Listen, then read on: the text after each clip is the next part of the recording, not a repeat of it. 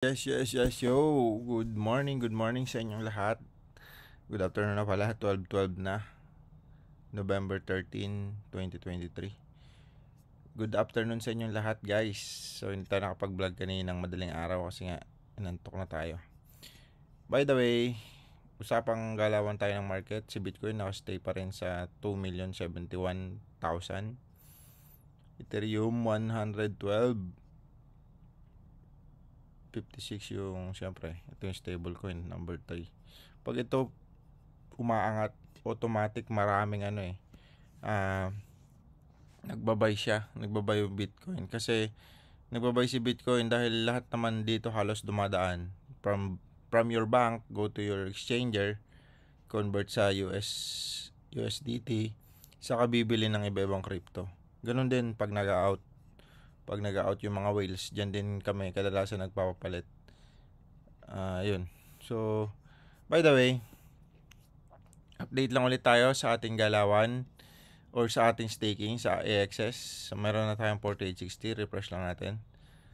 Refresh lang natin, guys.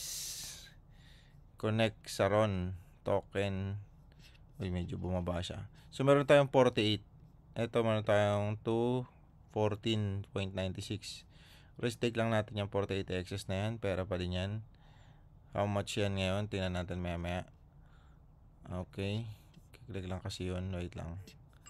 Ito, i-click lang ito muna bago matuloy yung transaction using RON wallet.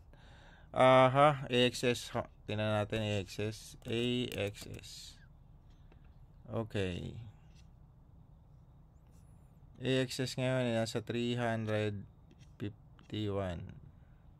So may pumasok sa atin today na 48. So 16,000 din siya. Okay. Ayun, pumasok na. Dito na siya. 34,169, guys. Yuhu! So, meron na tayo dito naman sa RON Katana. Refresh natin. Connect sa wallet. Connect lang natin sa wallet natin para ma-check natin kung magkano ang ating kinita sa farm dito. So, meron tayong claim na RON na 42. So, claim lang natin yan. Mga 21 ang pwede natin ipalit. Claim lang natin, guys. So, ang mga top search ngayon pala, saan kasi oras balikan natin. Ito, Dayon pa rin. Ito, Celestia. CDPI. Okay din itong CDPI na to kasi bumagsak ng todo to eh. Parang ano to. Pag may mga bagong games na sure, kasi may mga community sila eh, na nag-aaral ng mga games, mga bagong token. So, dahil may community sila, bibili yung malaking community doon. Pag nag-add sila ng mga bagong crypto or bagong project, sure bull, parang ganun. Kaya, yung parang isang company siya na maraming followers, na pag itong company na to nag-add ng token dito, mapaano man yung token na yung services or NFT, sure bull na lalaki, parang ganun. Yun ang pagkakaalam ko dito sa CDPI kasi marami ako niyan dati nung binili ko to. Bumili ako dyan. Pero ang max niya dati nasa 800 na. Tama, 800 oh. Ayan yung max niya dati, nasa 800. December 2021. Kasagsagan yan eh. Ng bull run. Tapos yun bumagsak siya, nag 60. All time low niya, how much? All time low 12. Nasa $12. Dito yun. Pero hindi naman na siya nag 12.13 ang pinakamababa niya, guys. Pataas na to, CDPI na to. So kung papansinin mo, 881 tapos 800 times 10 halos. So ayun, pwede pa rin yung pag-investan ba. By the way, lalayo na tayo. Dahil magamit ng RON, tagal ah. So habang naghihintay tayo, guys, push na natin. Sayang oras kasi. Alam nyo, guys, napaka-importante ng oras ng tao. Sabi nga, yung pera, mababalik mo pa eh. Mababalik mo pa yung pera pag nasayang o nawala. Pero yung time, hindi mo na mababalik yung time, guys. So sayang yung oras ng buhay sa mga bagay na, alam mo yun. Ganun naman eh, pag mahirap or mayaman, yun ang pinagkaiba. Ayun, kagaya nung na-refresh natin. Nakalim na. Ayan, pending na. So, dapat ginugol mo yung oras mo sa mga bagay na may kwenta. Kung negosyante ka, ipopokus mo yung mga bagay sa oras nakikita ka.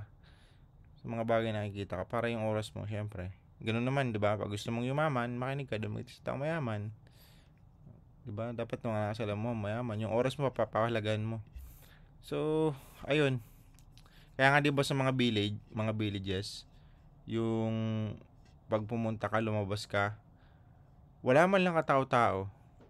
'Di ba? Pag sa squatter naman, punta ka, napakaraming tambay na tao sa labas. So, anong pinagkaiba nila? Yung mayayaman kasi, mas pinapahalaga nila yung oras nila. Hindi sila nagpapahalaga dun sa oras na nagtambay lang, tatambay lang, ganyan. So, ayun. Ganun magpahalaga ng oras yung mayayaman. So, kaya kahit papaano na, may napulo tayong aral dun. Kaya, pinapractice natin yun, guys. Sa loob ng 20 years na, halos. So, ayun. At ayun na nga, sana tayo. Okay, tapos na, ano? Tapos na. I-add na natin siya sa liquidity. Sinaswap na natin. Add na natin sa liquidity pool. Dami ko na naman sinabi. So, liquidity pool. Okay. Wala tayong background music ngayon, guys. Nalimutan ko maglagay ng background. Ano na kasi tayo, kumbaga pag video, edit na lang, diretsohan na. Wala nang edit.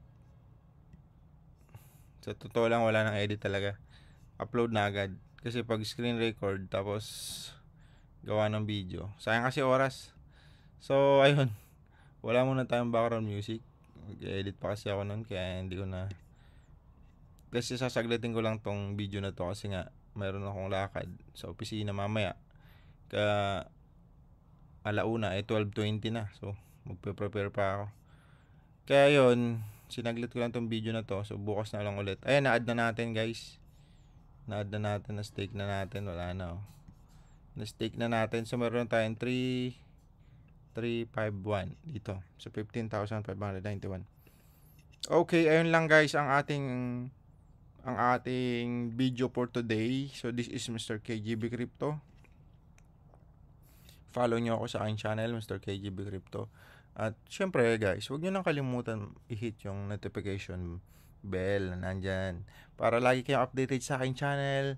Thank you so much again. See you tomorrow.